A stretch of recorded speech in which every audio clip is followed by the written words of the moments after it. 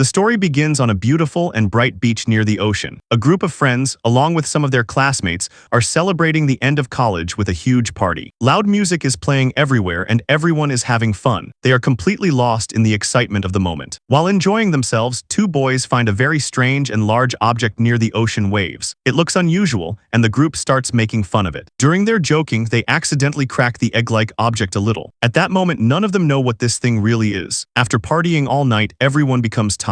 They lie down in different places and fall asleep. The next morning, people slowly start waking up one by one. Among them is a girl named Marcia. She is sleeping on top of a table. When she opens her eyes, she immediately feels sick. She starts vomiting, and everyone thinks it is because she drank too much alcohol the previous night. However, Marcia feels that something is seriously wrong inside her body. At the same time, another girl named Kaylee is sitting on the sand. She notices a bird standing nearby. The bird looks completely normal. Suddenly, the sand beneath it swallows it whole. Kaylee is shocked by what she sees. She cannot understand how something like that could happen. She quickly starts shouting at Marcia. She tells her not to put her foot on the sand because something dangerous is there. But before Marcia can fully hear her warning, she places her foot on the sand. The moment she does, her foot starts sinking into it. She desperately tries to pull it back out. During the struggle, one of her hands also touches the sand. Now she becomes terrified and starts screaming loudly. Her friends watch in horror. They are frightened and confused. None of them understand what is happening. They want to help her, but the sand is behaving in a very strange way. Nobody knows what they should do. Seeing Marcia trapped like this, one of her friends who is sitting inside a car decides to help her. Everyone tells him to stop. They warn him not to go onto the sand, but he refuses to listen. As soon as he steps onto the beach, he suddenly falls face first onto the ground. His body becomes stuck to the sand. He struggles hard to free himself. However, the sand begins sticking to his skin. As it clings to him, his entire body starts getting badly injured. His skin is torn and damaged. The sight is horrifying. Seeing this, the rest of the group quickly tries to start their car. They hope they can somehow pull their friend to safety, but when they try, the car refuses to start. As the group realizes that something deadly is hiding beneath the sand,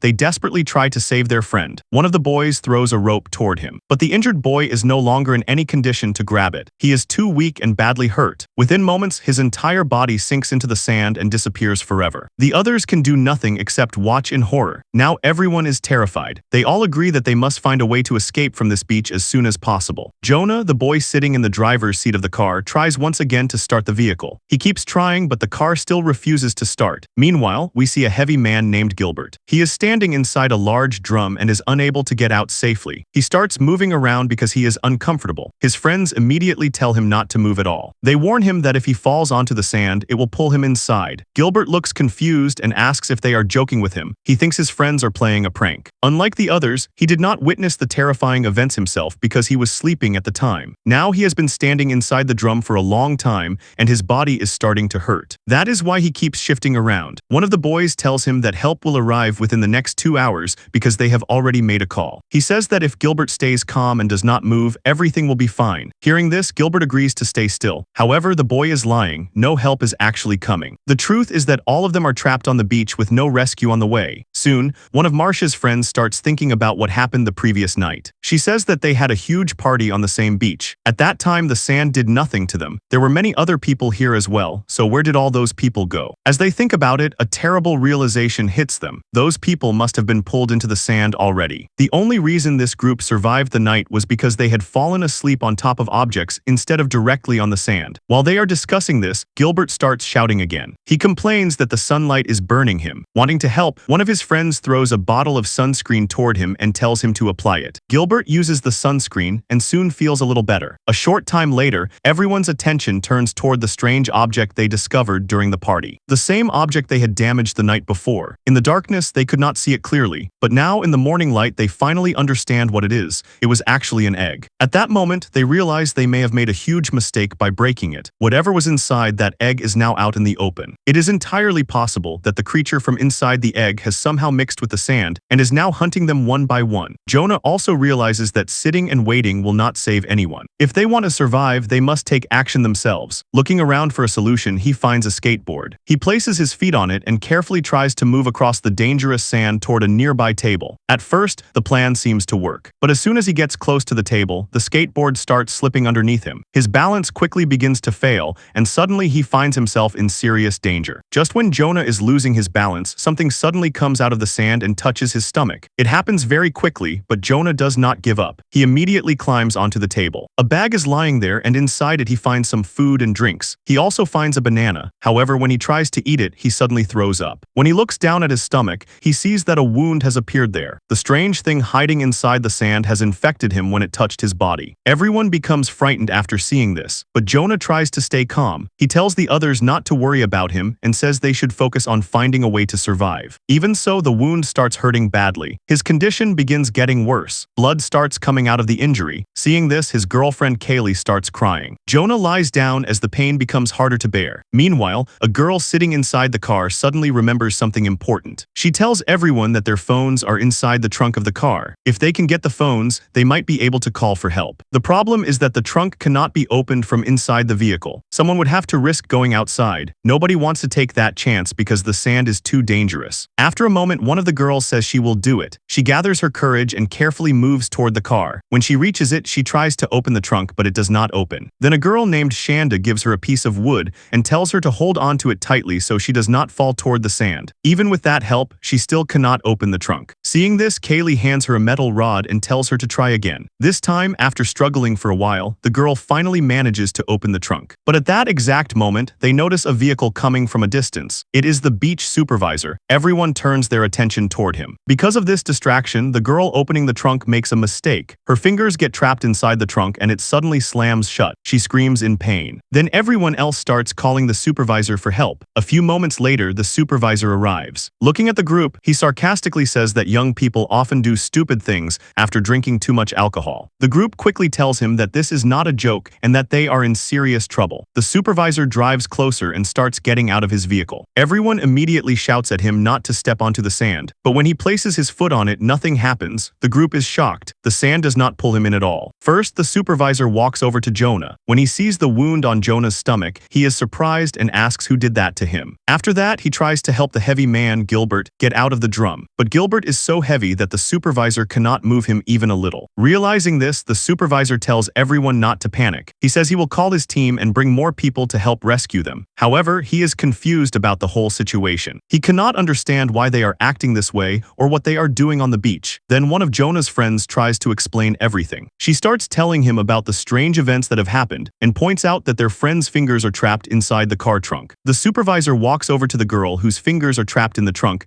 but he does not help her at all. Seeing this, Kaylee starts shouting at him in anger. The supervisor walks toward her and asks why she is speaking to him so rudely. He asks what her problem is. Kaylee immediately replies that it should be obvious they are in serious trouble. She tells him they cannot step onto the sand because it has already swallowed two of their friends. The supervisor refuses to believe her. He tells them to stop joking around. He points out that he is standing on the sand himself and nothing is happening to him. Then he tells everyone to come down from their safe spots. But Jonah's friends refuse to move because they know stepping onto the sand could cost them their lives. Frustrated, the supervisor reaches for his gun. At that moment, his keys accidentally fall onto the sand. Everyone quickly warns him not to pick them up, but he ignores their warnings. As soon as he reaches down and places his hand on the sand, something grabs him. The supervisor has pepper spray with him, and he immediately starts spraying it at the sand. Unfortunately, it does not help at all. The creature hidden beneath the sand attacks him and eats away part of his arm. Blood starts pouring out everywhere. The terrifying sight makes everyone panic and scream. While this is happening, Kaylee manages to grab the pepper spray from a distance. She hopes it might help them fight the creature later. A few moments later, the supervisor completely loses his balance and falls onto the sand. The sand immediately begins pulling him in. Within seconds, he is swallowed alive and disappears beneath the surface. After witnessing another horrible death, the group starts discussing what happened. They finally realize why the supervisor was able to walk on the sand without being attacked at first. His shoes were very strong and had a thick fabric-like material underneath them. Because of this discovery, one of the boys tells his friends to throw a towel toward him. He plans to tie it around his feet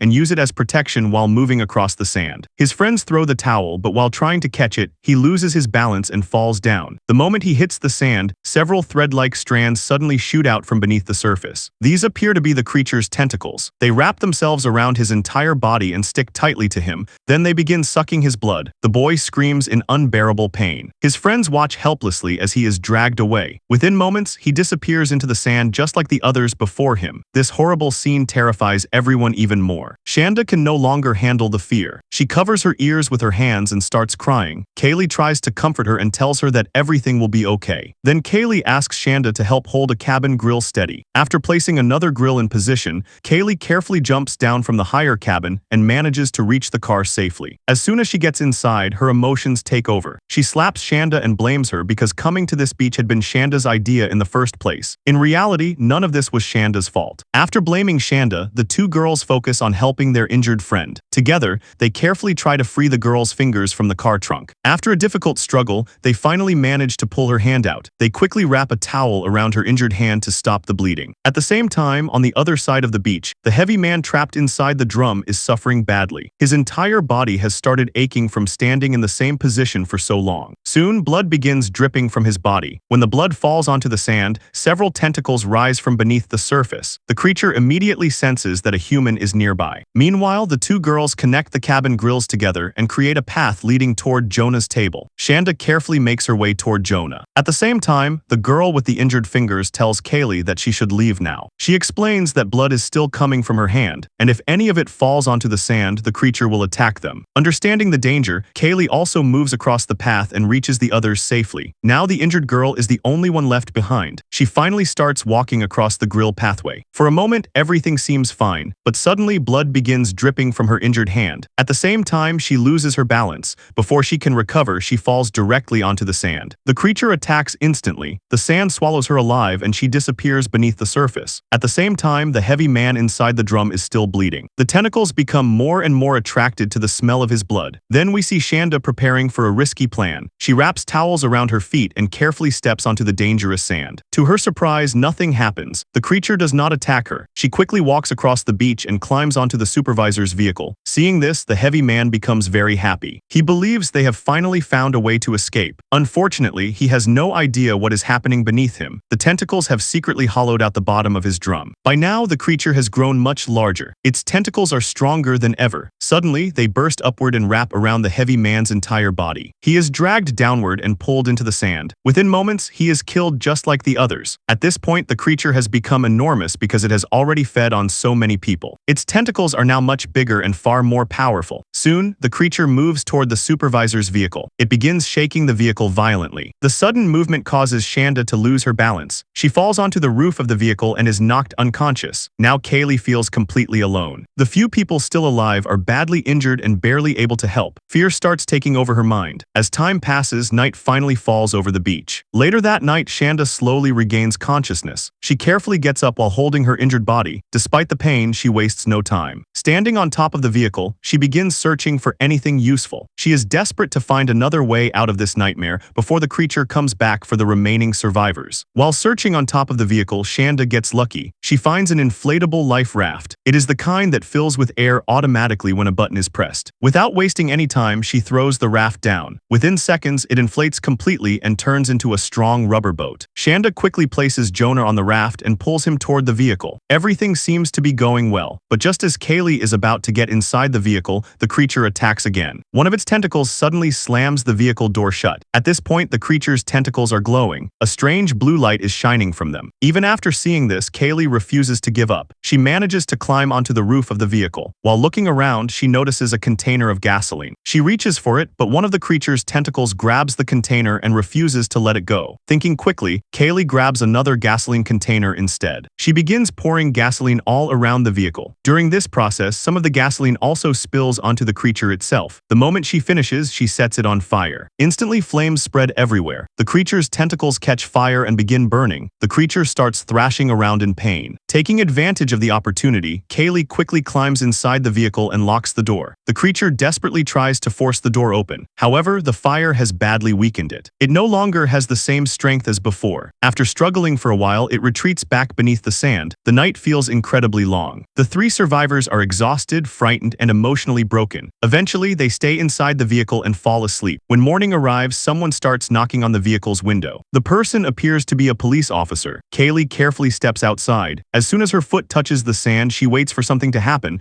but nothing happens at all. The sand no longer grabs her. Shanda also comes outside, and both of them safely walk away from the beach. They believe the creature died during the fire because the beach is now completely silent. There is no movement beneath the sand and no sign of danger anywhere. Sadly, Jonah is not as fortunate. The wound on his stomach was too serious. During the night, he lost his life. Just when everything seems over, the story reveals one final shocking twist. The creature was never actually dead. It had simply moved away and escaped into the ocean water. Now it is swimming toward the city. This means its next victims may not be just a few people on a beach. Its next target could be the entire city. And with that terrifying revelation, the story comes to an end. If you liked this video, please like it and subscribe to our channel to see more such videos. Thanks for watching.